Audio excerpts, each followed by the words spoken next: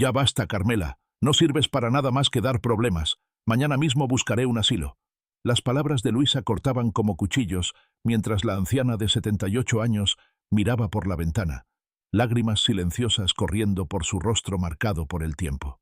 El reloj de la sala, regalo de su difunto esposo, marcaba las 4 de la tarde. El calor era sofocante en Puerto Viejo, pero el frío en el corazón de Carmela era aún más intenso. Carmela Mendoza no había sido una mujer cualquiera. Durante 40 años había sido la maestra más respetada de aquella pequeña ciudad costera. Con su fe inquebrantable y generosidad silenciosa, había educado a generaciones enteras, incluyendo a sus 3 hijos. Miguel, de 52 años, siempre serio y calculador. Teresa, de 48, quien había heredado la dulzura de su madre, pero vivía demasiado lejos. Y Javier, de 45, que vivía en la casa de al lado con Luisa, su ambiciosa esposa de 43 años. La vida de Carmela había sido de sacrificio constante. Tras quedar viuda a los 45 años, cuando Alberto murió de un infarto repentino, ella dedicó cada centavo y cada minuto a sus hijos. Vendió joyas para pagar la universidad de Miguel. Trabajó en 2 turnos para que Teresa pudiera estudiar en el extranjero. Renunció a su tranquila jubilación para cuidar de los 3 hijos de Javier, mientras él y Luisa construían sus carreras. En las paredes de su pequeño cuarto, ahora relegado al fondo de la casa de Javier, colgaban fotografías amarillentas de tiempos mejores. Carmela solía mirarlas cada noche antes de dormir, acariciando con dedos temblorosos los rostros sonrientes de sus hijos cuando eran pequeños. Recordaba cómo Miguel, con apenas 7 años, le había prometido comprarle una casa grande cuando fuera abogado. Como Teresa, a los 10, le tejía bufandas desiguales que Carmela usaba con orgullo en los días que ni siquiera hacía frío. Como Javier, el más pequeño, siempre corría a sus brazos cuando regresaba de la escuela, gritando «¡Mamita!» desde la distancia. El primer indicio de ingratitud llegó cuando Miguel se graduó como abogado. «Mamá, ya no necesito tus consejos anticuados», le dijo, negándose a asistir a su cumpleaños número 70. «Tengo clientes importantes ahora». Carmela tragó el dolor con el café amargo de aquella mañana, mientras la campana de la iglesia sonaba a lo lejos. Después, fue Teresa quien comenzó a llamar cada vez menos. Las llamadas semanales se volvieron mensuales, luego semestrales. «Ya sabes cómo es la vida aquí, mamá. Muy ajetreada. La última vez que envió dinero fue hace 2 años, cuando supo que su madre necesitaba medicamentos caros.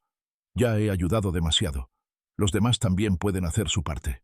Pero el golpe más duro llegó cuando, hace 3 años, Javier y Luisa convencieron a Carmela de vender su casa. «Es demasiado grande para usted, mamá. Vivirá con nosotros, en un cuarto solo para usted». La promesa no duró ni 6 meses. Pronto, su habitación se transformó en sala de estudios para los nietos, y Carmela fue transferida a un pequeño depósito adaptado en el fondo de la casa. El olor a humedad reemplazó el aroma a pan recién horneado que solía sentir todas las mañanas. Un domingo de Pascua, Carmela escuchó a Luisa hablando por teléfono con una amiga. «Esta vieja nunca se muere. Está acabando con nuestra paciencia y nuestro dinero». Esa noche, nadie notó que ella no cenó. Solo permaneció sentada en el banco bajo la higuera del patio, rezando con el rosario gastado entre sus dedos temblorosos.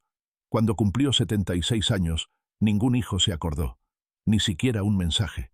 Carmela se preparó un pequeño pastel y cantó en voz baja. Fue cuando Luisa entró en la cocina. «¿Ensució todo para hacer esta tontería? Limpie esto ahora. Los niños son alérgicos a ese olor a vainilla». La gota que derramó el vaso llegó cuando Carmela se cayó en el baño y se fracturó la muñeca. Estuvo 3 días en el hospital. Miguel no apareció. Teresa envió un mensaje genérico.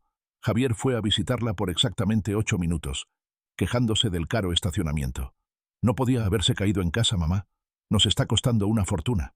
Lo que ninguno de ellos sabía era que Alberto, antes de morir, había comprado un terreno a la orilla del mar, un lugar que visitaban cuando eran novios. Carmela guardó la escritura durante 33 años, sin mencionarlo nunca. «Esto es para cuando realmente lo necesites», fueron sus últimas palabras. El terreno, que en aquel entonces valía poco, ahora estaba en el centro de un nuevo desarrollo turístico de lujo. Solo una persona conocía este secreto: doña Esperanza, la mejor amiga de Carmela, de 82 años. Fue ella quien acompañó a Carmela a la notaría, meses atrás, cuando su salud comenzaba a fallar. «Estoy segura de lo que estoy haciendo, Esperanza. Mis hijos ya recibieron lo mejor de mí». y no supieron valorarlo. Tras el insulto final de Luisa aquella tarde, Carmela finalmente tomó una decisión. Con la dignidad que siempre la había caracterizado, empacó su pequeña maleta de cuero gastado. Dentro de ella, además de algunas ropas, estaba la Escritura y el Nuevo Testamento. Salió sin avisar, apoyada por doña Esperanza, dejando solo una nota. Fui a buscar paz. No me busquen. Pasaron 3 semanas sin noticias. Fue entonces cuando el abogado de la familia, don Manuel, convocó a todos a una reunión urgente. Doña Carmela me pidió informarles que vendió el terreno de la playa por 1.800.000 pesos.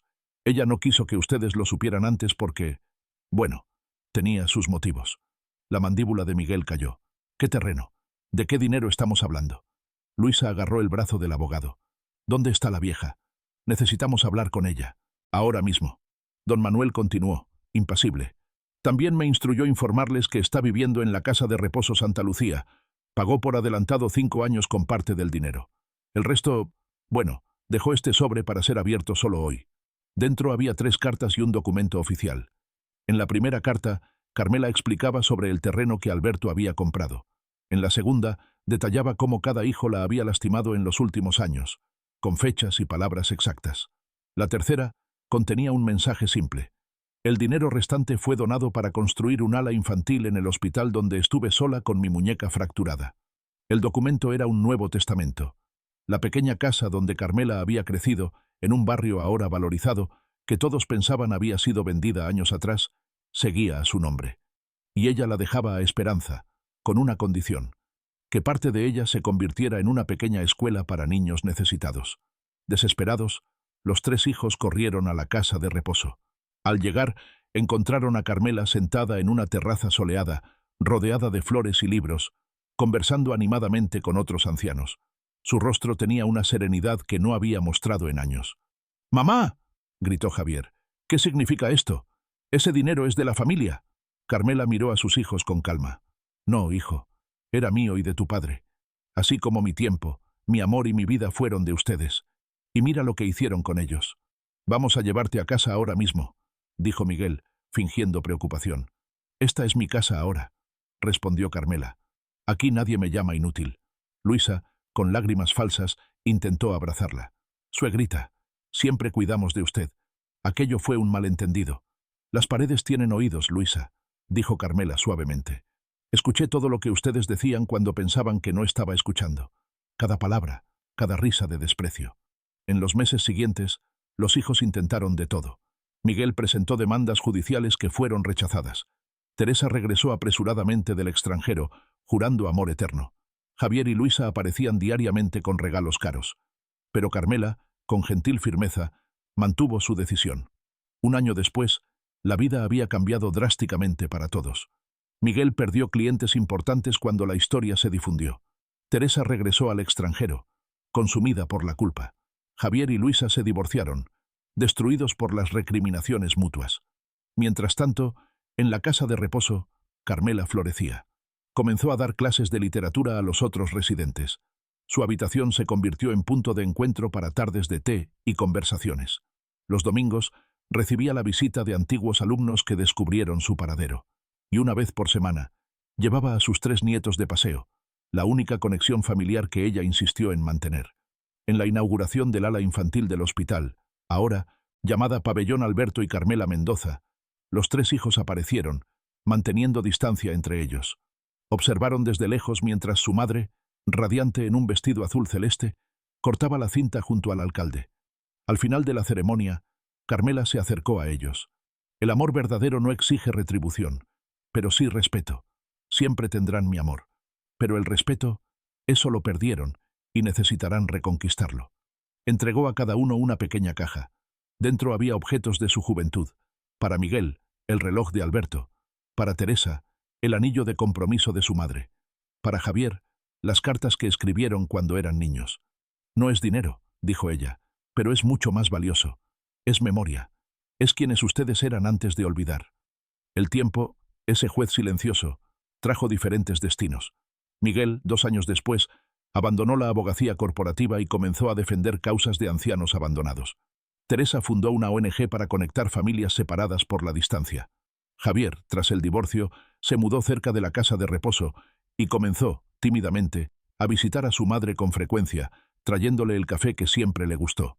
En cuanto a Luisa, terminó trabajando como cuidadora en un asilo, el único empleo que consiguió después del escándalo. Cada día era un recordatorio de lo que había hecho.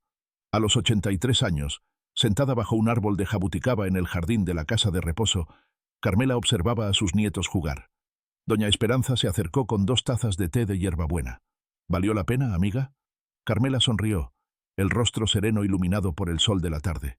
No fue por el dinero que hice esto, Esperanza. Fue por la verdad. La verdad siempre encuentra su camino, incluso cuando los corazones están cerrados para escucharla. Y cuando finalmente entra, lo transforma todo. En los ojos cansados pero brillantes de Carmela, no había el triunfo de la venganza, sino la paz de quien comprendió que la justicia divina trabaja en el tiempo correcto, transformando incluso los corazones más endurecidos por la codicia en terreno fértil para el arrepentimiento verdadero. Antes de continuar con esta historia que nos toca el alma, verifica si estás suscrito a nuestro canal. Aquí cada relato es un espejo de la vida misma. La historia de Carmela no comenzó con ese día terrible en que Luisa la insultó. Comenzó mucho antes, en un pequeño pueblo costero donde la joven maestra llegó con apenas 20 años, llena de sueños y con una maleta de libros usados. Allí conoció a Alberto Mendoza, un pescador de manos callosas y sonrisa sincera que la cortejaba cada mañana con pequeños ramos de flores silvestres que dejaba en el porche de la escuela. «Señorita Carmela», le decía él, quitándose el sombrero con timidez, «las flores más bonitas para la mujer más hermosa de Puerto Viejo». Y ella, criada en el recato de una familia tradicional, fingía no sonrojarse mientras los niños de su clase reían y cantaban «La maestra y el pescador sentados en un árbol». Se casaron un diciembre, bajo un cielo tan azul que parecía pintado. Alberto había ahorrado durante 3 años para comprarle un anillo sencillo pero hermoso. «No es mucho», le dijo la noche de bodas, «pero te prometo que cada día trabajaré para darte la vida que mereces». Y cumplió.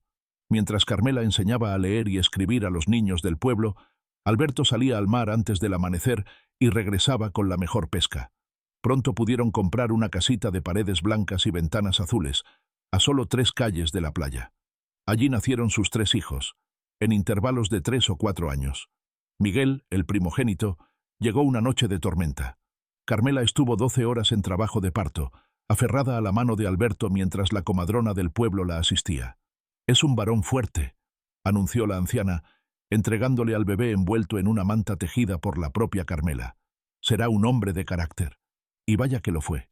Desde pequeño, Miguel mostró una inteligencia aguda y una determinación férrea. A los 5 años ya leía fluidamente y cuestionaba todo. «¿Por qué el cielo es azul, mamá? ¿Por qué los peces no se ahogan? ¿Por qué papá debe trabajar tanto?». Carmela respondía con paciencia, alimentando esa curiosidad que, esperaba, lo llevaría lejos. Teresa nació en primavera, rodeada del aroma de jazmines que Alberto había plantado alrededor de la casa. Fue un parto más sencillo, como si la niña ya viniera con esa dulzura que la caracterizaría toda su vida. «Se parece a ti», dijo Alberto, contemplando embelesado a su hija. «Tiene tus ojos bondadosos». Desde pequeña, Teresa mostró una sensibilidad especial. Lloraba cuando veía animales heridos, compartía su merienda con los niños más pobres de la escuela y cada noche pedía a sus padres que le contaran historias de lugares lejanos. «Algún día conoceré el mundo entero», decía, señalando el viejo globo terráqueo que Carmela tenía en su pequeña biblioteca. Javier, el menor, llegó cuando Carmela ya tenía 37 años. Un embarazo no planeado, pero recibido con inmensa alegría. «Nuestro regalo tardío», lo llamaba Alberto. El niño nació con problemas respiratorios que mantuvieron a la familia en vela durante sus primeros meses. Carmela pasó noches enteras sosteniendo a su bebé en posición vertical para que pudiera respirar mejor, cantándole nanas con voz quebrada por el cansancio y el miedo. «No me lo quites, Dios mío», rezaba cada noche. «Te prometo que lo criaré para ser un hombre bueno». Javier sobrevivió y creció como un niño alegre aunque algo dependiente. Se aferraba a las faldas de Carmela, temía quedarse solo, y lloraba desconsoladamente cuando ella debía ausentarse para dar clases. Alberto, preocupado, solía decirle: «Estás criando un polluelo, Carmela. Necesita aprender a volar solo». Pero ella no podía evitar sobreprotegerlo, quizás porque había estado tan cerca de perderlo, o tal vez porque, en su corazón, Sabía que sería el último hijo que tendría. Los años pasaron con la cadencia tranquila de la vida en provincia. Alberto pescaba, Carmela enseñaba, los niños crecían. Las paredes de la pequeña Casa Blanca fueron testigos de cumpleaños, navidades, peleas infantiles, reconciliaciones, tareas escolares hechas a la luz de las velas durante los frecuentes apagones y sueños compartidos bajo el techo de tejas rojas. Fue una época de escasez material pero abundancia emocional. Carmela remendaba la ropa hasta que era imposible seguir usándola. Alberto reparaba una y otra vez los mismos zapatos.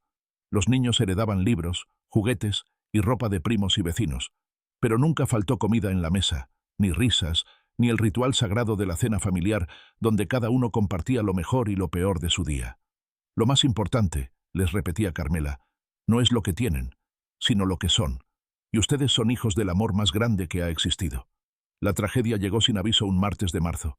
Alberto salió al mar como cualquier otro día, besando a Carmela en la frente con ese gesto rutinario que, sin saberlo, sería el último.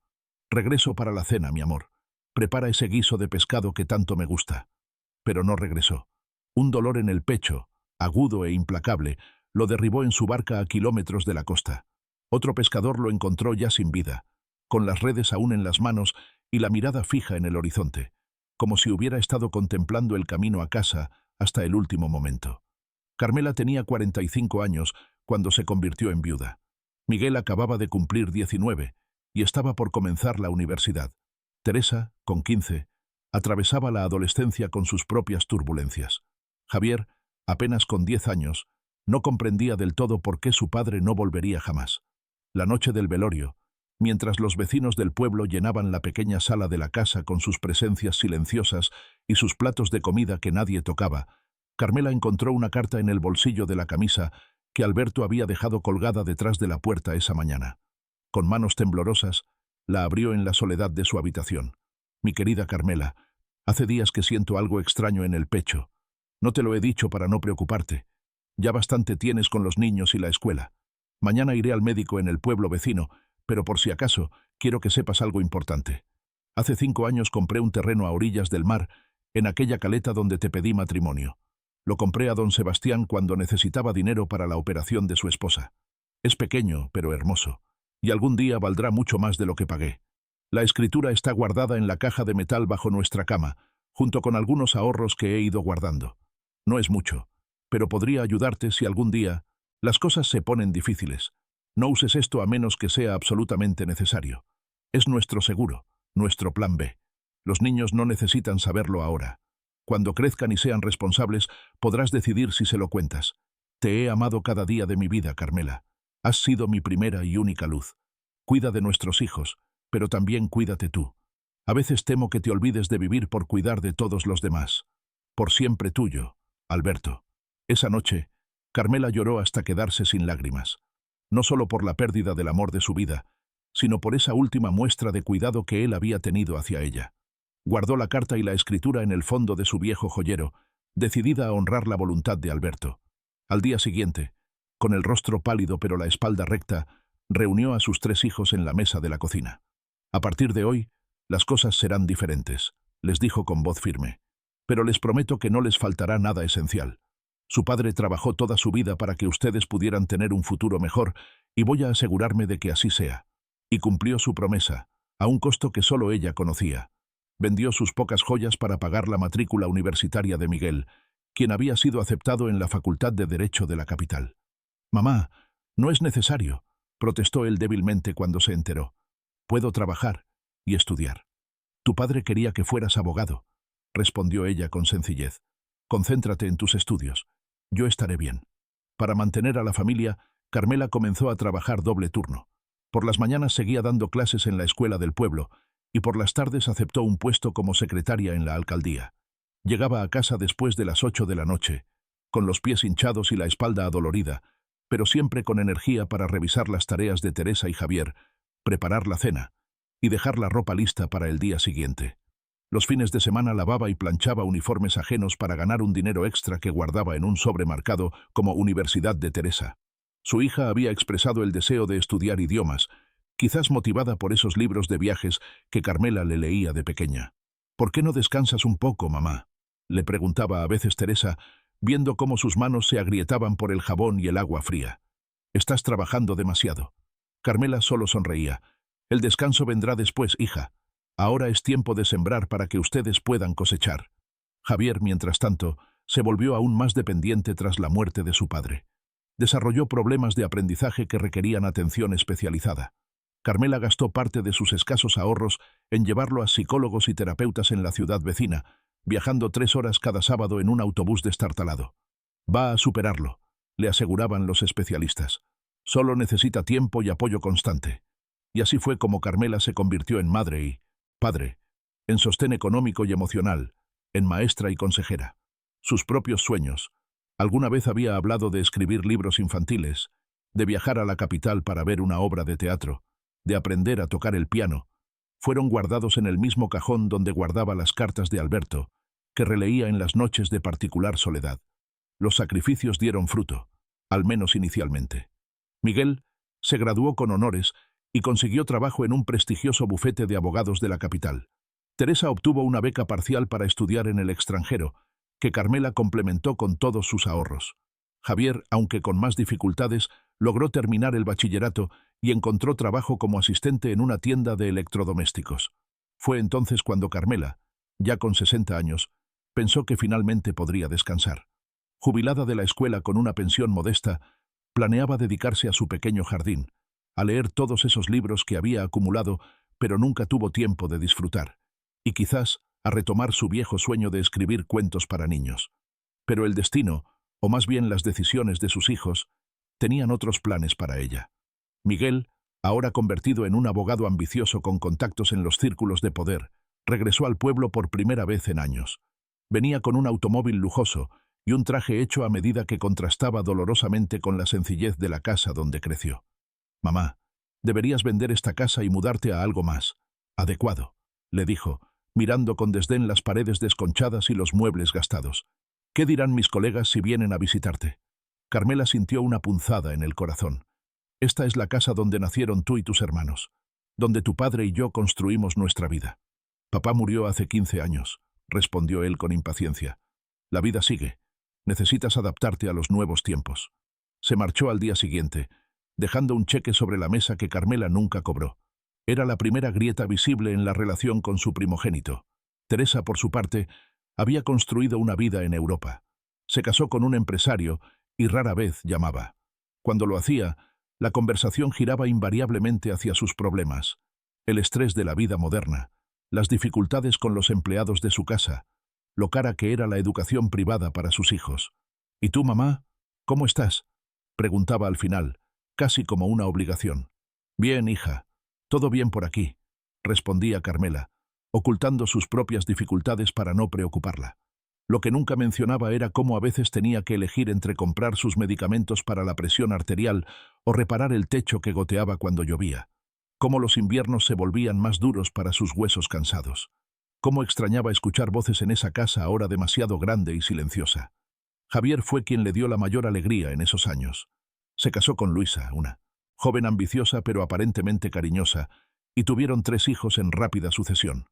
Al principio, visitaban a Carmela cada domingo.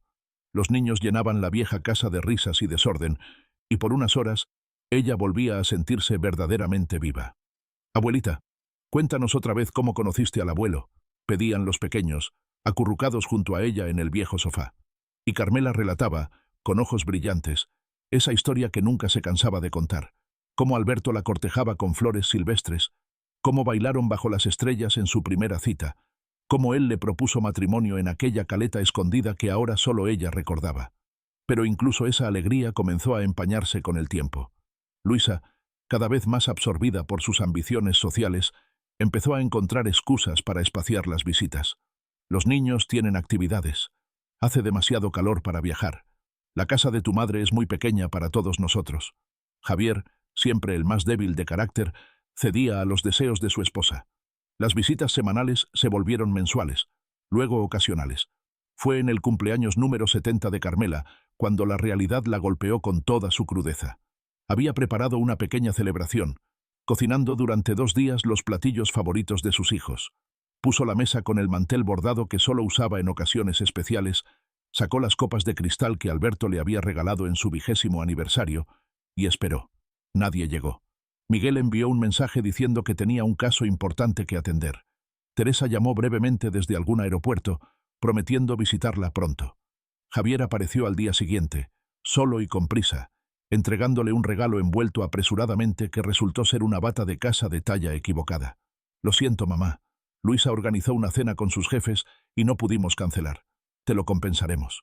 Esa noche, sentada sola frente a una mesa puesta para 4 que nadie más ocupó, Carmela lloró por primera vez en años.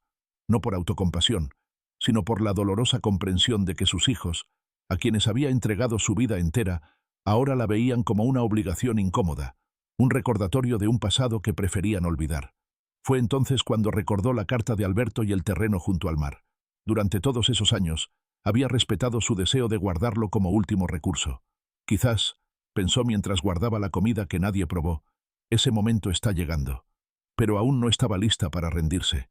Aún creía que sus hijos, en el fondo, conservaban algo de los valores que ella y Alberto tanto se habían esforzado en inculcarles, que solo necesitaban un recordatorio, una oportunidad para redimirse. Esa oportunidad llegó de la forma más inesperada y dolorosa. Un mes después de su cumpleaños olvidado, Carmela resbaló en el baño de su casa. Sola, con el teléfono demasiado lejos para alcanzarlo, pasó casi 2 horas en el suelo frío antes de que una vecina, preocupada por no verla regar sus plantas como cada mañana, decidiera entrar a buscarla. El diagnóstico en el hospital fue una fractura de cadera que requería cirugía inmediata. El médico, un hombre joven que había sido su alumno décadas atrás, llamó personalmente a sus 3 hijos. Miguel envió a su asistente con un arreglo floral y una tarjeta firmada con su nombre. Teresa prometió tomar el primer vuelo disponible, pero 3 días después seguía buscando pasajes convenientes. Javier apareció brevemente, nervioso y distraído, más preocupado por el costo del hospital que por la salud de su madre. «No te preocupes por el dinero», le dijo Carmela desde la cama, pálida pero serena. «Tengo mis ahorros». Lo que no le dijo fue que esos ahorros eran el dinero que había estado guardando durante años para su propio funeral. No quería ser una carga para sus hijos, ni siquiera en la muerte. La recuperación fue lenta y dolorosa. Carmela necesitaría ayuda durante al menos 3 meses, según el médico. «No puede estar sola en esa casa», advirtió. «Necesita cuidados constantes». Fue entonces cuando Javier y Luisa propusieron que se mudara con ellos. «Tenemos espacio de sobra», aseguró Javier, evitando mirarla a los ojos. «Será temporal, hasta que te recuperes». Carmela, debilitada por la cirugía y conmovida por lo que interpretó como un gesto de amor filial, aceptó. Quizás esta era la oportunidad que había estado esperando para reconectar con su hijo menor y conocer mejor a sus nietos. Lo que no sabía era que Luisa tenía otros motivos. La casa de Carmela, aunque modesta, estaba en un terreno que se había revalorizado considerablemente con el crecimiento del pueblo. Varias inmobiliarias habían mostrado interés en comprarla para construir apartamentos turísticos. «Piénsalo, mamá», le dijo Javier mientras la ayudaba a empacar algunas pertenencias. «Esta casa es demasiado grande para ti sola. Podrías venderla y vivir cómodamente con el dinero». «¿Vivir dónde?», preguntó ella. «Con nosotros, por supuesto», respondió él, aunque su tono carecía de convicción. «Tendrás tu propia habitación, con baño privado y todo». Carmela miró a su alrededor. Cada rincón de esa casa guardaba un recuerdo. Allí estaba la marca en la pared donde medían la altura de los niños cada cumpleaños. Allá, la ventana donde Alberto solía sentarse a leer el periódico los domingos. En el jardín, los rosales que habían plantado juntos en su 10º aniversario y que aún florecían cada primavera. «Necesito pensarlo», dijo finalmente. Pero la decisión fue tomada por ella cuando, 2 semanas después de mudarse temporalmente con Javier y Luisa, recibió una llamada de su vecina. «Carmela, hay gente sacando muebles de tu casa. Dicen que tienen autorización». Resultó que Javier, usando un poder general que ella le había otorgado durante su hospitalización para gestionar asuntos médicos, había firmado un contrato de venta preliminar con una inmobiliaria. La casa donde Carmela había vivido durante 50 años sería demolida para construir un pequeño complejo de apartamentos vacacionales. Cuando confrontó a su hijo, él se defendió con evasivas. «Es lo mejor para todos, mamá. Ya no puedes vivir sola, y el dinero te dará seguridad». «¿Qué seguridad?», preguntó ella, sintiendo cómo algo se rompía definitivamente dentro de su corazón. «¿La de saber que mi propio hijo me ha traicionado?». Luisa intervino entonces, quitándose por primera vez la máscara de nuera considerada. No sea dramática, Carmela. Debería agradecernos. ¿Tiene idea de lo que cuesta mantener a una persona mayor? Los medicamentos, las visitas al médico, la comida especial. Estamos haciendo un sacrificio enorme por usted. Fue la primera vez que Carmela vio claramente lo que había estado negándose a aceptar durante años. Para sus hijos, ella ya no era la madre que se había sacrificado por ellos, sino una carga, un problema que resolver de la manera más conveniente. Esa noche, encerrada en la pequeña habitación que le habían asignado, que distaba mucho del cuarto con baño privado prometido, Carmela tomó una decisión. Sacó de su maleta la vieja carta de Alberto y la escritura del terreno junto al mar. Era hora de usar ese último regalo de su esposo, no como ella había imaginado, sino como una forma de recuperar su dignidad. A la mañana siguiente, llamó a la única persona en quien confiaba plenamente, doña Esperanza, su amiga de toda la vida, quien a pesar de sus 82 años, seguía siendo una mujer lúcida y enérgica. «Necesito tu ayuda, Esperanza», le dijo en voz baja para no ser escuchada. «¿Recuerdas el terreno del que te hablé? Es hora de usarlo». Durante las siguientes semanas, mientras fingía resignarse a su nueva vida en casa de Javier y Luisa, donde la trataban cada vez con menos disimulada impaciencia, Carmela y Esperanza trabajaron discretamente en su plan. Visitaron a don Manuel, el notario del pueblo, un hombre íntegro que había sido amigo de Alberto. Le explicaron la situación y él, indignado por el trato que Carmela estaba recibiendo, les ofreció su completa ayuda legal. «Alberto estaría orgulloso de usted, doña Carmela», le dijo mientras preparaba los documentos necesarios. «Siempre fue un hombre justo, y lo que usted está haciendo es justicia pura». El terreno junto al mar, que Alberto había comprado por una cantidad modesta 33 años atrás, ahora valía una pequeña fortuna. Una cadena hotelera internacional estaba desarrollando un complejo turístico en la zona y había estado comprando todas las propiedades circundantes. Con la ayuda de don Manuel, Carmela negoció la venta por un precio muy superior al que cualquiera hubiera esperado. 1.800.000 pesos que aparecieron en una cuenta bancaria abierta exclusivamente a su nombre, sin que ninguno de sus hijos lo supiera. Paralelamente, Esperanza la ayudó a investigar residencias para adultos mayores. No los asilos deprimentes que Luisa amenazaba con buscar para ella, sino lugares dignos donde Carmela pudiera vivir sus últimos años, con comodidad y respeto. Encontraron la Casa de Reposo Santa Lucía, dirigida por una congregación de religiosas que combinaban la atención médica profesional con un ambiente cálido y acogedor. Tenía jardines amplios, biblioteca, talleres de arte y música, y habitaciones individuales con vista al mar. «Es perfecto», dijo Carmela al visitarla por primera vez, sintiendo una mezcla de alivio y tristeza. No era así como había imaginado pasar su vejez, pero al menos recuperaría su independencia y dignidad. El último paso fue redactar un nuevo testamento. Aunque la venta de su casa original se había concretado a través de las maniobras de Javier, Carmela tenía un as bajo la manga que ni siquiera él conocía. La pequeña casa donde ella había nacido y crecido, heredada de sus padres, que todos creían vendida años atrás, seguía a su nombre. La había mantenido alquilada a una familia de pescadores por un precio simbólico, con la única condición de que la cuidaran como propia.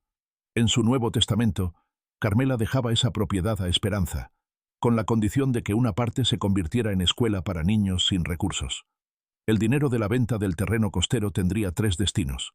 Una parte para pagar por adelantado 5 años en la casa de reposo, otra para la construcción de un ala infantil en el hospital donde había sido tratada, y una pequeña suma para cada uno de sus nietos, que recibirían al cumplir la mayoría de edad. Para sus hijos, dejaba solo objetos de valor sentimental y una carta explicando sus razones. Todo estaba listo. Solo faltaba el momento adecuado para ejecutar su plan. Ese momento llegó una tarde sofocante de febrero, cuando escuchó a Luisa hablar por teléfono en la cocina, creyéndola dormida en su habitación. «Ya basta, Carmela. No sirves para nada más que dar problemas. Mañana mismo buscaré un asilo». Las lágrimas silenciosas que corrieron por el rostro de Carmela mientras miraba por la ventana no eran de dolor, sino de liberación. Ya no había dudas, ya no había culpa.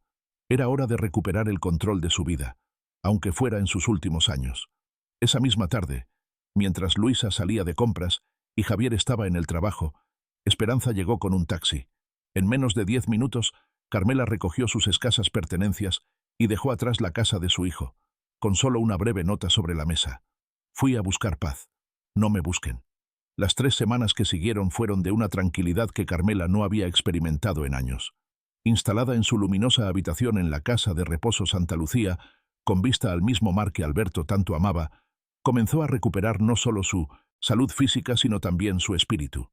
Leía los libros que siempre había querido leer, conversaba con otros residentes que tenían historias fascinantes para compartir, e incluso empezó a escribir esos cuentos infantiles que había postergado toda su vida. «Pareces otra persona», le comentó Esperanza durante una de sus visitas diarias. «Tus ojos brillan de nuevo». «Me siento libre», respondió Carmela, como si hubiera dejado caer un peso que llevaba cargando demasiado tiempo. Mientras tanto, en la casa de Javier, el caos reinaba. Al principio, él y Luisa asumieron que Carmela había ido a casa de alguna amiga para dar lástima y hacerse la víctima. Pero cuando pasaron los días sin noticias, comenzaron a preocuparse, no por su bienestar, sino por las posibles repercusiones sociales y legales. «¿Y si le pasó algo?», preguntaba Javier, genuinamente angustiado por primera vez. «¿Y si está herida en alguna parte?». «No seas ridículo», respondía Luisa, aunque ella misma empezaba a sentir una inquietud creciente. «Seguramente está en casa de esa vieja amiga suya, Esperanza. Vamos a buscarla mañana y la traemos de vuelta». Pero en casa de Esperanza solo encontraron a su hija, quien les informó que su madre había salido de viaje por unos días. «No sé nada de doña Carmela», añadió con una frialdad que contrastaba con su habitual amabilidad. «Pero si la veo, le diré que la están buscando». Desesperados, contactaron a Miguel y Teresa. Por primera vez en años, los 3 hermanos se vieron obligados a comunicarse regularmente, unidos por la preocupación, o quizás por la culpa, sobre el paradero de su madre. Miguel contrató detectives privados que no encontraron rastro alguno. Teresa, finalmente, tomó un vuelo de emergencia y llegó al pueblo, culpando inmediatamente a Javier por no haber cuidado adecuadamente de mamá. Las recriminaciones mutuas no tardaron en aparecer. Miguel acusaba a Javier de haber vendido la casa de su madre por interés propio. Teresa criticaba a ambos por no haberla visitado más a menudo. Javier, acorralado, terminó confesando cómo habían tratado realmente a Carmela durante su estancia con ellos. Fue en medio de esta crisis familiar cuando recibieron la llamada de don Manuel, convocándolos a una reunión urgente en su notaría. Cuando los 3 hermanos y Luisa llegaron, tensos y confundidos, el anciano notario los recibió con una formalidad inusual. Sobre su escritorio había un sobre grande con el nombre de Carmela, escrito con su inconfundible caligrafía de maestra. «Doña Carmela me pidió informarles que vendió el terreno de la playa por 1.800.000 pesos», anunció sin preámbulos. «Ella no quiso que ustedes lo supieran antes porque, bueno, tenía sus motivos». El impacto fue inmediato. Miguel, el abogado siempre en control, perdió por completo la compostura. «¿Qué terreno? ¿De qué dinero está hablando?». Luisa, con los ojos brillantes de codicia apenas disimulada, fue más directa. «¿Dónde está la vieja? Necesitamos hablar con ella ahora mismo». Don Manuel continuó, imperturbable. «También me instruyó informarles que está viviendo en la casa de reposo Santa Lucía. Pagó por adelantado 5 años con parte del dinero. El resto, bueno, dejó este sobre para ser abierto solo hoy». Con manos temblorosas por la indignación, Miguel abrió el sobre. Dentro había 3 cartas individuales dirigidas a cada uno de los hermanos y un documento legal que resultó ser una copia del Nuevo Testamento de Carmela. La carta dirigida a Miguel era breve pero contundente. «Querido hijo, cuando naciste, tu padre y yo juramos darte todo lo necesario para que fueras un hombre de bien. No solo educación y oportunidades, sino también valores. Parece que fallamos en esto último. ¿Recuerdas cuando tenías 10 años y me preguntaste por qué algunas personas eran crueles con los ancianos? Te expliqué que a veces el miedo a envejecer hace que las personas jóvenes traten de alejarse de quienes les recuerdan su propio futuro. Tú me prometiste que nunca serías así. Vendí mis joyas para pagar tu universidad. Trabajé horas extras para comprarte los libros de derecho que necesitabas. No lo hice esperando que me lo devolvieras en dinero, sino en respeto y cariño. No recibí ninguno de los dos. El terreno que vendí fue el último regalo de tu padre. Lo guardé durante 33 años para una emergencia. Mi emergencia fue darme cuenta de que mis propios hijos me veían como una carga desechable. Te dejo el reloj de tu padre. Él lo usaba para llegar puntual a casa cada día, porque decía que cada minuto con su familia era sagrado. Espero que te recuerde que el tiempo es el único tesoro que, una vez perdido, no se recupera jamás. Con amor, a pesar de todo, tu madre». La carta para Teresa era igualmente directa. «Mi querida Teresa, de mis 3 hijos, Fuiste quien heredó mi sensibilidad. Cuando eras pequeña, llorabas al ver a un pájaro herido o a un niño triste. ¿Qué pasó con esa niña? Recuerdo cuando me dijiste que querías conocer el mundo. Trabajé en 2 empleos para que pudieras estudiar idiomas, para que tu mundo fuera más grande que el mío. Lo hice con alegría, soñando con las historias que me contarías, con las fotos que me enviarías, con las llamadas donde compartiríamos nuestras vidas aunque nos separaran océanos. La distancia geográfica no duele tanto como la distancia emocional que elegiste crear entre nosotras. Las llamadas que nunca llegaron, los cumpleaños olvidados, las promesas de visitas que nunca se cumplieron. Te dejo mi anillo de compromiso. Tu padre vendió su barca para comprarlo, porque decía que yo merecía lo mejor aunque él tuviera que sacrificarse. Espero que te recuerde que el amor verdadero se demuestra con acciones, no con palabras vacías dichas desde la distancia segura de otro continente. Siempre tuya, mamá. La Keraku. Carta para Javier, el hijo menor que más la había decepcionado, era la más larga y dolorosa. Javier, mi pequeño, pasé noches enteras sosteniéndote cuando apenas podías respirar. Recé a todos los santos prometiendo que daría mi vida por la tuya. Cuando sobreviviste, juré que haría todo lo posible para que fueras feliz y bueno. De todos mis hijos, fuiste quien más protegí. Quizás ese fue mi error. Te protegí tanto que nunca desarrollaste la fortaleza para defender lo que es correcto cuando es difícil hacerlo, para decir no cuando es necesario, incluso a tu propia esposa. Vendiste la casa donde creciste, donde están marcadas tus alturas en la pared de la cocina, donde tu padre te enseñó a reparar cosas y yo te enseñé a leer. La vendiste sin consultarme, usando un poder que te di confiando en tu integridad. Me llevaste a tu casa no por amor, sino por conveniencia y apariencia. Me relegaste a un cuarto húmedo. Permitiste que tu esposa me tratara como a una sirvienta, y fingiste no escuchar cuando ella me insultaba. Te dejo las cartas que me escribiste cuando eras niño. En una de ellas, con tu letra infantil, me prometías que cuando fueras grande, me comprarías un castillo y me cuidarías como yo te cuidé a ti. Lee esas cartas y pregúntate qué le pasó a ese niño de corazón puro, con dolor pero también con esperanza, tu madre que nunca dejará de amarte. Mientras los 3 hermanos leían en silencio, con rostros cada vez más pálidos, don Manuel observaba con una mezcla de tristeza y satisfacción. Había conocido a Alberto y Carmela durante décadas. Había sido testigo de su amor genuino y de los sacrificios que habían hecho por sus hijos.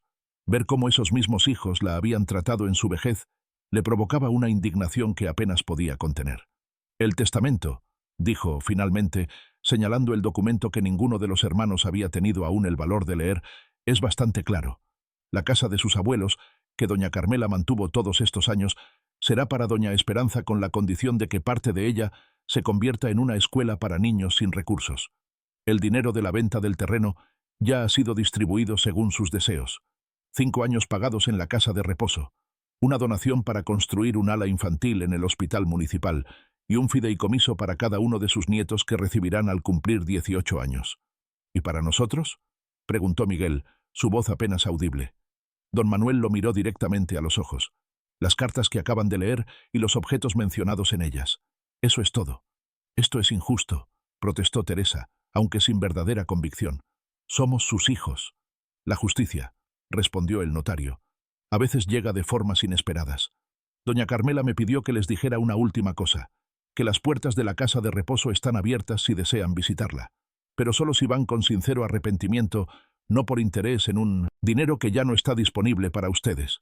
Luisa, quien había permanecido inusualmente silenciosa, explotó finalmente. «¡Esto es un ultraje! Esa vieja malagradecida nos debe todo.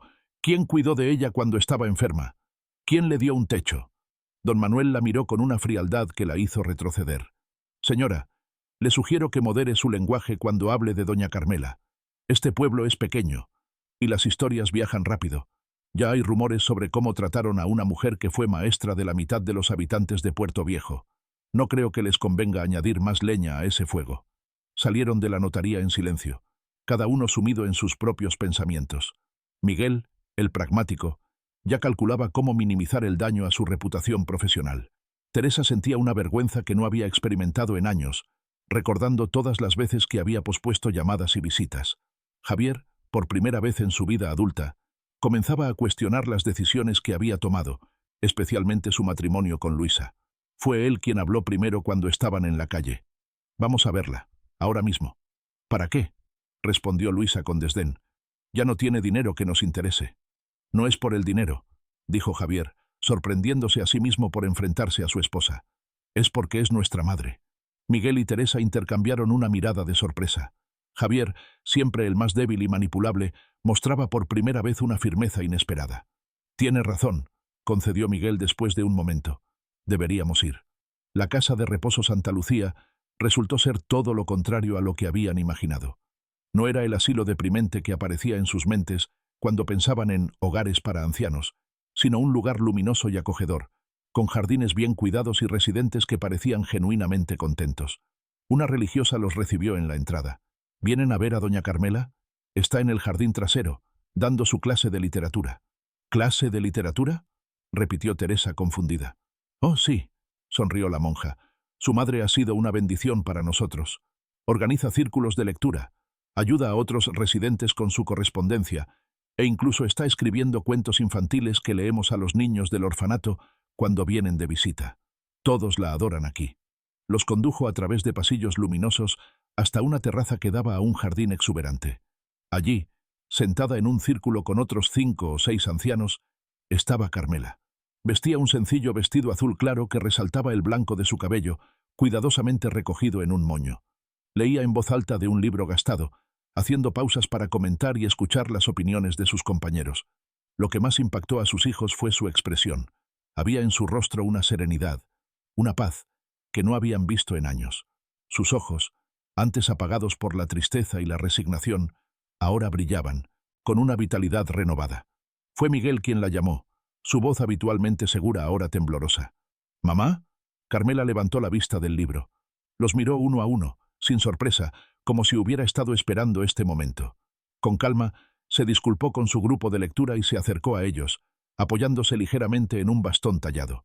Miguel, Teresa, Javier, saludó con voz serena. Y Luisa, qué sorpresa verlos a todos juntos. ¡Mamá!, exclamó Javier, avanzando hacia ella. ¿Qué significa esto? Ese dinero es de la familia. Carmela lo miró con calma, sin rastro de la sumisión que había mostrado durante años. No, hijo, era mío y de tu padre. Así como mi tiempo, mi amor y mi vida fueron de ustedes. Y mira lo que hicieron con ellos. Vamos a llevarte a casa ahora mismo, dijo Miguel, intentando recuperar su tono autoritario pero fallando miserablemente. Esta es mi casa ahora, respondió Carmela con sencillez. Aquí nadie me llama inútil. Luisa, siempre hábil para manipular las situaciones, intentó un acercamiento diferente. Con lágrimas que no llegaban a sus ojos, trató de abrazar a Carmela. Suegrita, siempre cuidamos de usted. Aquello fue un malentendido. Carmela dio un paso atrás, evitando el contacto. Las paredes tienen oídos, Luisa, dijo suavemente pero con firmeza. Escuché todo lo que decían cuando pensaban que no estaba escuchando. Cada palabra, cada risa de desprecio. Teresa, genuinamente afectada por ver a su madre tan cambiada, tan fuerte y decidida, intentó un acercamiento más sincero. Mamá, lo sentimos, de verdad. No nos dimos cuenta, no pensamos. Ese fue precisamente el problema, hija, interrumpió Carmela. No pensaron, no se dieron cuenta de que yo seguía siendo una persona con sentimientos, con dignidad, con valor más allá de lo que podía hacer por ustedes. Un silencio incómodo se instaló entre ellos. A lo lejos se escuchaban las risas de otros residentes, el canto de los pájaros en el jardín, la vida continuando con o sin su drama familiar. ¿Podemos hablar en privado?, pidió finalmente Miguel, consciente de las miradas curiosas que comenzaban a dirigirles. Carmela asintió. Mi habitación está por aquí. Los condujo a través de un pasillo luminoso hasta una habitación amplia y acogedora. Tenía una cama confortable, un pequeño escritorio cubierto de libros y papeles, y lo más impresionante, un balcón con vista al mar, el mismo mar que Alberto había amado toda su vida. Siéntense, por favor, ofreció, señalando un pequeño sofá y 2 sillas. Ella tomó asiento en una mecedora junto a la ventana, la luz del atardecer iluminando su perfil. Mamá, comenzó Javier, visiblemente nervioso. No entiendo por qué hiciste esto. Si necesitabas dinero, si no estabas cómoda en nuestra casa, podrías habérnoslo dicho. Carmela lo miró con una mezcla de tristeza y compasión. Te lo dije, Javier, muchas veces, de muchas maneras, pero elegiste no escuchar. El terreno, intervino Miguel, incapaz de dejar el tema del dinero. ¿Por qué nunca nos hablaste de él? Era mi red de seguridad, respondió ella con sencillez. El último regalo de tu padre para cuando realmente lo necesitara. Y lo necesité cuando comprendí que mis propios hijos me veían como una carga, no como la madre que dio su vida por ellos. Teresa, quien había permanecido inusualmente silenciosa, finalmente habló. «Podemos arreglar esto, mamá. Puedes venir a vivir conmigo a Europa. Tenemos una casa grande, habitaciones de sobra». Carmela sonrió, pero era una sonrisa triste. «¿Ahora? ¿Después de 15 años de invitaciones que nunca llegaron? No, Teresa. Ya tomé mi decisión. Este es mi hogar ahora, entre personas que me respetan y valoran». «¿Y el dinero?», insistió Luisa, incapaz de contenerse. «¿Todo ese dinero para un hospital? ¿Para unos niños que ni siquiera son tu familia?». La mirada que Carmela le dirigió hizo que Luisa retrocediera instintivamente. No había odio en esos ojos ancianos, sino algo peor. Una total ausencia de ilusiones sobre quién era realmente su nuera. «El dinero», dijo Carmela con voz clara y firme, «fue para comprar lo único que no pude darme a mí misma. Dignidad en mis últimos años y la certeza de que mi vida tuvo sentido más allá de criar a 3 hijos que olvidaron los valores que intenté enseñarles». Se levantó lentamente de la mecedora, señalando hacia la puerta. «Ahora, si me disculpan, tengo un compromiso con mis amigos del grupo de lectura. Son bienvenidos a visitarme cuando quieran, pero con una condición, que vengan como hijos que respetan a su madre, no como herederos buscando una fortuna que ya no existe». Salieron de la habitación en silencio, derrotados no por la pérdida del dinero, sino por la comprensión tardía de lo que realmente habían perdido.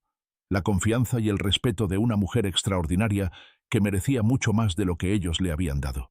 En los meses siguientes, cada uno lidió con las consecuencias de manera diferente.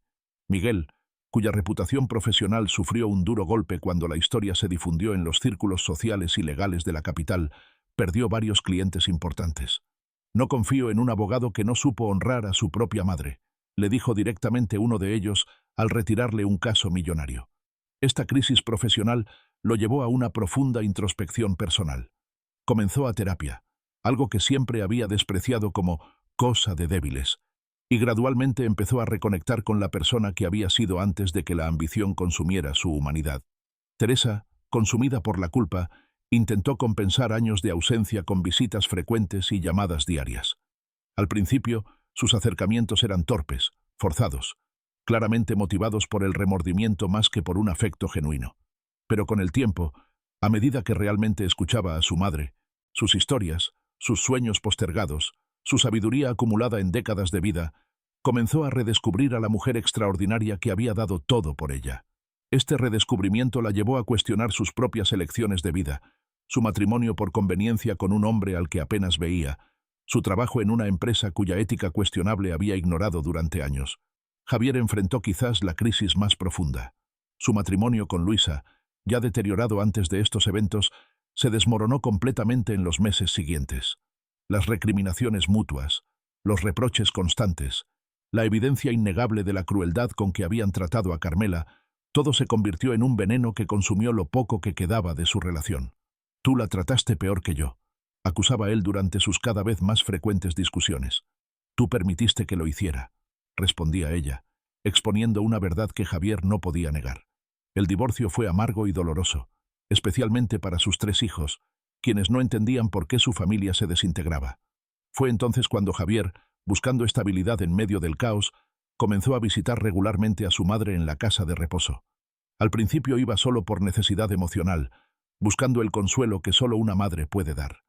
Pero gradualmente, a medida que pasaban tiempo juntos, conversando en el jardín, compartiendo comidas sencillas, leyendo en silencio lado a lado, redescubrió no solo a su madre, sino también partes de sí mismo que había olvidado.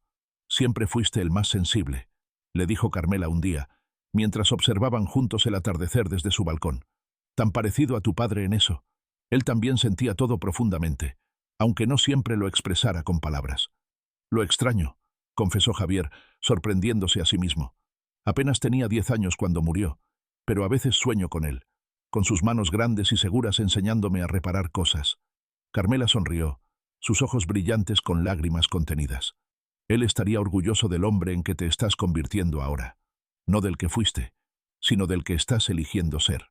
Luisa, por su parte, enfrentó consecuencias que nunca habría imaginado. En un pueblo pequeño como Puerto Viejo, Las historias viajan rápido. La forma en que había tratado a Carmela, una mujer que había educado a generaciones enteras de habitantes, se convirtió en un escándalo que la dejó socialmente aislada. Nadie quería asociarse con la mujer que maltrató a doña Carmela. Perdió su trabajo en la inmobiliaria cuando los clientes comenzaron a negarse a tratar con ella. Sus amigas, esas mismas con las que había compartido risas a costa de su suegra, ahora la evitaban por temor a ser asociadas con su crueldad. En una ironía que no pasó desapercibida para nadie, Luisa eventualmente se vio obligada a aceptar un trabajo como cuidadora en un asilo de ancianos en el pueblo vecino. Era el único empleo que pudo conseguir, y cada día se convertía en un recordatorio de cómo había tratado a alguien que merecía su respeto y gratitud. «La vida da vueltas curiosas», comentó Esperanza cuando se enteró. «A veces la justicia llega de formas que nunca imaginamos». Carmela, sin embargo, no sentía satisfacción por las dificultades de Luisa. «No le deseo mal», le dijo a su amiga. «Solo espero que aprenda, que comprenda que cada anciano al que cuida es alguien que vivió, amó, luchó y merece dignidad en sus últimos años». La inauguración del ala infantil del hospital, ahora llamada Pabellón Alberto y Carmela Mendoza, fue un evento que reunió a todo el pueblo. Carmela, radiante en un vestido azul celeste que Teresa había insistido en regalarle, cortó la cinta junto al alcalde mientras una multitud aplaudía. Entre esa multitud estaban sus 3 hijos, manteniendo distancia entre ellos, observando con una mezcla de orgullo y vergüenza cómo su madre, esa mujer a la que habían subestimado y marginado, era honrada como la benefactora que había hecho posible un espacio digno para los niños enfermos de la región. Al final de la ceremonia, cuando la mayoría de los asistentes se había dispersado, Carmela se acercó a ellos. No había reproche en su mirada, solo una serena sabiduría. «El amor verdadero no exige retribución, pero sí respeto», les dijo con voz suave pero clara. «Siempre tendrán mi amor, pero el respeto, eso lo perdieron y necesitarán reconquistarlo». De su bolso, sacó 3 pequeñas cajas envueltas en papel simple. Entregó una a cada uno de sus hijos. «No es dinero», aclaró, anticipándose a la pregunta no formulada. «Es algo mucho más valioso». Cuando abrieron las cajas, encontraron tesoros del pasado. Para Miguel, el reloj de bolsillo de Alberto, ese que había marcado el ritmo de su vida familiar, asegurándose de que siempre regresara a tiempo para cenar con su esposa e hijos. Para Teresa, el delicado anillo de compromiso que Alberto había comprado vendiendo su primera barca, sacrificando su herramienta de trabajo para demostrar su amor. Para Javier, un paquete de cartas amarillentas escritas con letra infantil. Las notas que él mismo había escrito a su madre cuando era niño, llenas de promesas de amor eterno y cuidado. «Es memoria», dijo Carmela con sencillez. «Es quienes ustedes eran antes de olvidar». Con esas palabras y un gesto de bendición, se alejó hacia el grupo de residentes de la casa de reposo que la esperaban para regresar juntos, dejando a sus hijos contemplando esos fragmentos de un pasado que habían elegido ignorar. ¿Has experimentado alguna vez el remordimiento profundo de darte cuenta, demasiado tarde, del valor de alguien a quien no supiste apreciar? Comparte tu experiencia en los comentarios. El tiempo, ese juez implacable pero justo, trajo diferentes destinos para cada miembro de la familia Mendoza. Miguel, 2 años después de la revelación sobre el terreno y el Nuevo Testamento, tomó una decisión que sorprendió a todos los que lo conocían. Abandonó su lucrativa práctica de abogacía corporativa y fundó una pequeña firma especializada en defender los derechos de adultos mayores abandonados o maltratados por sus familias. Bufete Alberto Mendoza, lo llamó, en honor al padre cuyo reloj ahora consultaba varias veces al día, como un recordatorio constante del valor del tiempo bien invertido. «¿Por qué este cambio?», le preguntó un periodista local cuando su nueva firma comenzó a ganar notoriedad por ganar casos aparentemente imposibles contra instituciones y familias que abusaban de ancianos vulnerables. Miguel, quien había perdido gran parte de su arrogancia anterior, respondió con una honestidad que antes le habría parecido impensable. «Porque fallé a la persona que más me amó, y la única forma de honrar su memoria es asegurarme de que otros no cometan el mismo error». Su especialización en derecho geriátrico lo llevó eventualmente a proponer cambios legislativos que fortalecieron la protección legal de los adultos mayores. La Ley Carmela, como fue conocida informalmente, estableció penas más severas para el abandono y maltrato a personas de la tercera edad, y creó mecanismos de vigilancia más efectivos para hogares y residencias. Teresa, por su parte, regresó inicialmente a Europa, pero la experiencia con su madre había plantado una semilla que gradualmente transformó su vida. Comenzó visitando asilos de ancianos en su tiempo libre, escuchando las historias de personas mayores cuyos hijos vivían en otros países. Muchos de ellos no hablaban el idioma local y sufrían un aislamiento devastador. Son exiliados 2 veces, explicó Teresa en una entrevista para una revista de actualidad. Primero de sus países de origen y luego de sus propias familias. Esta comprensión la llevó a fundar Puentes de Memoria, una organización sin fines de lucro dedicada a conectar a familias separadas por la distancia geográfica. Desarrolló programas de videollamadas regulares, intercambio de cartas y fotografías, e incluso organizó viajes para reunir físicamente a padres ancianos con hijos emigrados cuando las circunstancias lo permitían. El anillo de compromiso de su madre, que ahora llevaba en una cadena alrededor del cuello, se convirtió en su talismán y recordatorio constante de que los lazos familiares, como el amor verdadero, requieren atención y cuidado constantes para mantenerse fuertes. Su matrimonio de conveniencia no sobrevivió a esta transformación personal. Se divorció amistosamente y, aunque no volvió a casarse, encontró una plenitud en su trabajo humanitario que nunca había experimentado en su vida anterior, centrada en las apariencias y el estatus social. Javier experimentó quizás la transformación más profunda. Tras su divorcio de Luisa, pasó por un periodo oscuro de depresión y autorreproches. «No merezco el perdón de mi madre», le confesó a su terapeuta en una de sus sesiones más difíciles. «La traicioné de todas las formas posibles». Fue Carmela quien, con su sabiduría tranquila, lo ayudó a encontrar un camino hacia la redención. «El arrepentimiento verdadero», le dijo durante una de sus visitas, «no se trata solo de lamentarse por lo que hiciste, sino de cambiar lo que harás a partir de ahora». Siguiendo este consejo, Javier comenzó a reconstruir su vida desde cimientos más auténticos. Alquiló una pequeña casa cerca de la casa de reposo y consiguió trabajo como maestro de carpintería en la escuela técnica local. Las habilidades que había aprendido de su padre y que había descuidado durante años mientras perseguía una vida de apariencias junto a Luisa, ahora se convertían en su sustento y en una fuente de satisfacción genuina. Cada mañana, antes de ir a trabajar, pasaba por la casa de reposo para desayunar con su madre. Le llevaba el café que a ella siempre le había gustado, preparado exactamente como recordaba que Alberto lo hacía. Fuerte, con una pizca de canela y sin azúcar. Esos desayunos se convirtieron en un ritual sagrado para ambos, un tiempo para reconectar, para sanar heridas antiguas, para construir una relación nueva basada en el respeto mutuo. Sus 3 hijos, ahora bajo su custodia compartida con Luisa, pasaban los fines de semana con él y frecuentemente visitaban a su abuela. La relación entre Carmela y sus nietos floreció en estos años, libre de la tensión que había caracterizado sus interacciones anteriores. Les contaba historias de su infancia, de cómo era el pueblo antes del desarrollo turístico, de su abuelo Alberto y sus aventuras en el mar.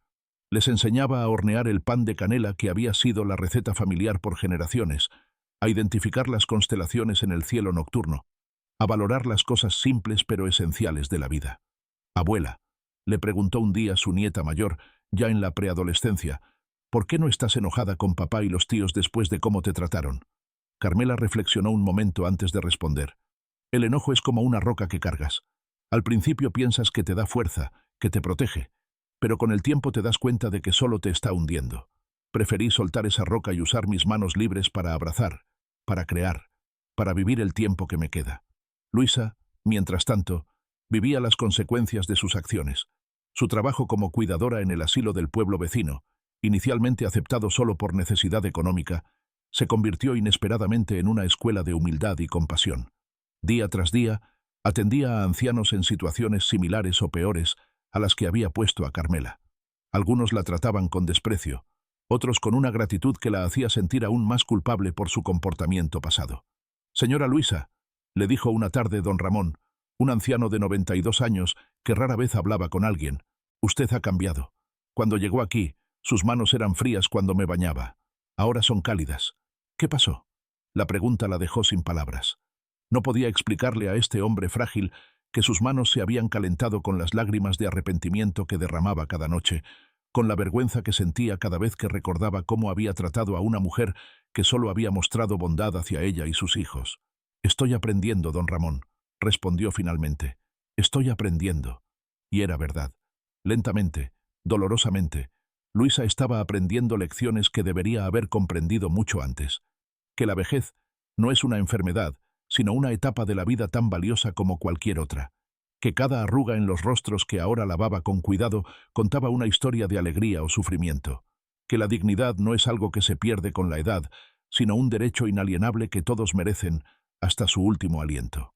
Un día, después de casi 3 años sin contacto directo, Luisa reunió el valor para visitar a Carmela. Llegó a la casa de reposo con un pequeño ramo de flores silvestres, no compradas en una tienda, sino recogidas personalmente en los campos alrededor del pueblo, como había visto hacer a Alberto en las viejas fotografías familiares. Encontró a su ex-suegra en el jardín, rodeada de un grupo de niños del orfanato local, a quienes leía uno de los cuentos que había escrito. La escena era tan pacífica, tan llena de una alegría sencilla, que Luisa se detuvo, insegura de si tenía derecho a interrumpir ese momento. Fue Carmela quien la vio primero. Sin mostrar sorpresa ni rechazo, simplemente terminó la historia, se despidió cariñosamente de los niños y se acercó a ella con pasos lentos pero seguros. «Luisa», saludó con voz tranquila. «¡Qué sorpresa!». «Doña Carmela», respondió ella, usando por primera vez el tratamiento respetuoso que siempre había merecido. «Le traje estas flores. No sé si le gustan, pero son hermosas», interrumpió Carmela, tomando el humilde ramo. «Crecen salvajes, sin que nadie las plante o las cuide. Hay una lección en eso, ¿no crees?». Se sentaron en un banco bajo un viejo árbol de jacarandá. El silencio entre ellas era incómodo pero necesario, como un espacio que debía ser atravesado antes de que cualquier palabra significativa pudiera ser pronunciada. «Vine a pedirle perdón», dijo finalmente Luisa, su voz apenas audible, «aunque sé que no lo merezco». Carmela la observó con esos ojos que parecían ver más allá de las apariencias, hasta el núcleo mismo de las personas. «El perdón no es algo que se merezca, Luisa. Es un regalo que se ofrece libremente, o no es verdadero perdón».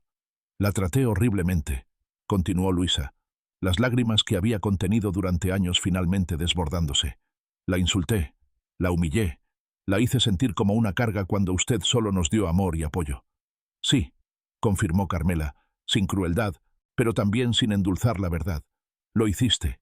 No puedo cambiar el pasado», sollozó Luisa. «Ojalá pudiera, pero no puedo». «Nadie puede», respondió Carmela con suavidad. «Pero todos podemos elegir qué hacer con nuestro presente, cómo construir nuestro futuro». Le contó entonces sobre su trabajo en el asilo, sobre las lecciones dolorosas que estaba aprendiendo, sobre cómo cada día intentaba ser un poco mejor que el día anterior. No buscaba elogios ni absolución rápida, solo compartía su verdad con la mujer a quien más había dañado. Cuando terminó, Carmela permaneció en silencio por un largo momento. Luego, con un gesto que Luisa jamás habría esperado, tomó sus manos entre las suyas, esas manos ancianas pero fuertes, marcadas por décadas de trabajo y cuidados. «Te perdono, Luisa», dijo simplemente. «No porque lo merezcas, sino porque yo elijo no cargar con el peso del rencor. La vida es demasiado corta y demasiado preciosa para desperdiciarla en odios». No fue un momento de reconciliación dramática. No hubo abrazos ni promesas de una relación restaurada. Pero sí, hubo algo igualmente valioso. Un reconocimiento mutuo de la humanidad de la otra, con todas sus imperfecciones y posibilidades de redención. A los 83 años, sentada bajo un árbol de jabuticaba en el jardín de la casa de reposo, Carmela observaba a sus nietos jugar. Habían pasado 5 años desde aquella tarde en que Luisa la había insultado, desencadenando una serie de eventos que transformaron no solo su vida, sino las de todos los que la rodeaban. Doña Esperanza, ahora de 87 años pero aún enérgica y lúcida, se acercó con 2 tazas de té de hierbabuena. Se sentó junto a su amiga de toda la vida, contemplando la escena familiar con una sonrisa satisfecha. «¿Valió la pena, amiga?», preguntó, refiriéndose a todo lo que había pasado. La decisión de usar el terreno, la mudanza a la casa de reposo, la confrontación con sus hijos. Carmela sonrió, su rostro sereno iluminado por el sol de la tarde. «No fue por el dinero que hice esto, Esperanza. Fue por la verdad. La verdad siempre encuentra su camino, incluso cuando los corazones están cerrados para escucharla. Y cuando finalmente entra, lo transforma todo». En los ojos cansados pero brillantes de Carmela, no había el triunfo de la venganza, sino la paz, de quien comprendió que la justicia divina trabaja en el tiempo correcto, transformando incluso los corazones más endurecidos por la codicia en terreno fértil para el arrepentimiento verdadero. La pequeña escuela que funcionaba en parte de la casa de sus padres, ahora administrada por Esperanza, Ya había educado a más de 50 niños de familias sin recursos. El ala infantil del hospital había salvado docenas de vidas. Los fideicomisos para sus nietos garantizarían que tuvieran la oportunidad de estudiar y perseguir sus sueños, pero con valores sólidos que sus padres, ahora conscientes de sus propios errores, se esforzaban por inculcarles. Y lo más importante, sus hijos estaban encontrando su camino de regreso. No a la fortuna material que habían codiciado, sino a los valores fundamentales que ella y Alberto habían intentado transmitirles. El camino era largo y a veces doloroso, con retrocesos y momentos de duda, pero era un camino de crecimiento y redención genuina. ¿Sabes qué me dijo Miguel ayer?, comentó Carmela, observando cómo su nieta mayor enseñaba a la menor a hacer una corona de flores silvestres. Me dijo: «Gracias, mamá. Gracias por no permitir que me convirtiera en el hombre que estaba destinado a ser si seguía por ese camino». Esperanza asintió, comprendiendo la profundidad de esas palabras. A veces el mayor acto de amor es poner un espejo frente a quienes amamos, aunque la imagen que vean los haga sufrir temporalmente. Alberto estaría orgulloso, murmuró Carmela, acariciando el anillo de bodas que nunca se había quitado. No solo de cómo terminó todo, sino de cómo su último regalo sirvió para tanto bien. Él siempre supo que eras más fuerte de lo que creías, respondió Esperanza. Te veía como realmente eras, no como tú te veías a ti misma. Carmela sonrió ante este recuerdo. Era cierto. Alberto siempre había creído en ella más de lo que ella creía en sí misma. Incluso en su lecho de muerte, su preocupación había sido asegurarse de que ella tuviera los recursos para valerse por sí misma si las cosas se ponían difíciles. «¿Qué harás cuando se acaben los 5 años que pagaste aquí?», preguntó Esperanza, cambiando de tema. Carmela miró hacia el horizonte, donde el mar, el mismo mar que Alberto había amado, brillaba bajo el sol de la tarde. «No lo sé. Quizás no esté aquí para entonces». «No digas eso», protestó su amiga. «Estás más fuerte y saludable que muchos jóvenes que conozco». «Solo soy realista», respondió Carmela con serenidad. «Pero si sigo aquí, bueno, tengo algunas ideas. Los cuentos que he estado escribiendo, la editorial mostró interés, y hay esos talleres de lectura que querían que diera en las escuelas rurales». Esperanza sonrió, reconociendo en su amiga esa chispa de entusiasmo que siempre había sido parte de su esencia, pero que los años de sufrimiento silencioso habían opacado temporalmente. «Siempre fuiste una maestra en el alma. Y siempre lo seré», confirmó Carmela. «Quizás esa fue mi lección más importante, que nunca es tarde para enseñar una última y valiosa lección, incluso a quienes creemos conocer mejor que nadie». Mientras conversaban, Javier se acercó con una bandeja de galletas recién horneadas. Ahora, a los 50 años, tenía canas prematuras y líneas de expresión que hablaban de los difíciles años de aprendizaje, pero también una calma y seguridad en sí mismo que nunca había poseído durante su matrimonio con Luisa. «Las hice siguiendo tu receta, mamá», dijo, ofreciéndolas, primero a las 2 ancianas, «aunque nunca me salen tan bien como a ti». «Es porque te falta paciencia», respondió Carmela con una sonrisa afectuosa. «Siempre quieres que la masa suba más rápido de lo que necesita». «Estoy aprendiendo», dijo él, en un eco inconsciente de las palabras que Luisa había pronunciado años atrás. «Cada día aprendo un poco más». A lo lejos, los niños gritaron de alegría cuando Miguel llegó, cargado con regalos sencillos pero significativos. Libros, materiales de arte, una cometa hecha a mano que pronto estaría volando en el cielo claro de Puerto Viejo. «¿Ves?», dijo Esperanza cuando Javier se alejó para recibir a su hermano. «Todo valió la pena». Carmela asintió, sus ojos brillantes con lágrimas contenidas pero de alegría, no de tristeza. «La vida da vueltas curiosas, amiga mía. A veces debemos perder todo para recordar lo que realmente importa». Un grupo de residentes se acercó entonces, invitándolas a unirse a una pequeña celebración improvisada. Era el cumpleaños de don Mateo, un viudo de 90 años que había encontrado en la casa de reposo no un lugar para esperar la muerte, sino un espacio para vivir plenamente sus últimos años. Mientras se dirigían hacia la terraza donde se serviría pastel y limonada, Carmela se detuvo un momento, mirando hacia el mar. Por un instante fugaz, casi pudo ver a Alberto allí, joven y fuerte como cuando lo conoció, sonriéndole con esa mezcla de orgullo y amor que siempre le había dedicado. «Gracias», susurró al viento, sabiendo que de alguna manera él podía escucharla. «Por el terreno, por la previsión, por amarme lo suficiente para darme las herramientas para salvarme a mí misma». Y mientras el sol comenzaba su lento descenso hacia el horizonte, Carmela Mendoza se unió a la celebración, rodeada no solo de su familia biológica, ahora en proceso de sanación y reconexión, sino también de la familia que había elegido. Amigos que la valoraban por quien era, no por lo que podía darles. En su rostro sereno se leía la paz de quien ha librado la batalla más difícil, la de mantenerse fiel a su propia dignidad cuando todos a su alrededor la cuestionaban. Y ha emergido victoriosa, no con las manos vacías como sus hijos temían, sino con el corazón más pleno que nunca. ¿Conoces a alguien que necesita escuchar esta historia? Compártela, porque a veces las palabras correctas pueden cambiar un destino antes de que sea demasiado tarde. Esta historia de Carmela Mendoza no es solo un relato de injusticia y reivindicación. Es un espejo donde muchos podemos vernos reflejados. En la madre que da todo sin pedir nada a cambio. En los hijos que dan por sentado ese amor incondicional. En la sociedad que desvaloriza la sabiduría de sus ancianos. Si esta historia tocó tu corazón, compártela con quienes aún están a tiempo de valorar a sus padres antes de que sea demasiado tarde. Porque las paredes siempre tienen oídos. Y Selko, tiempo, ese juez implacable, siempre trae consigo la verdad que transforma incluso los corazones más endurecidos.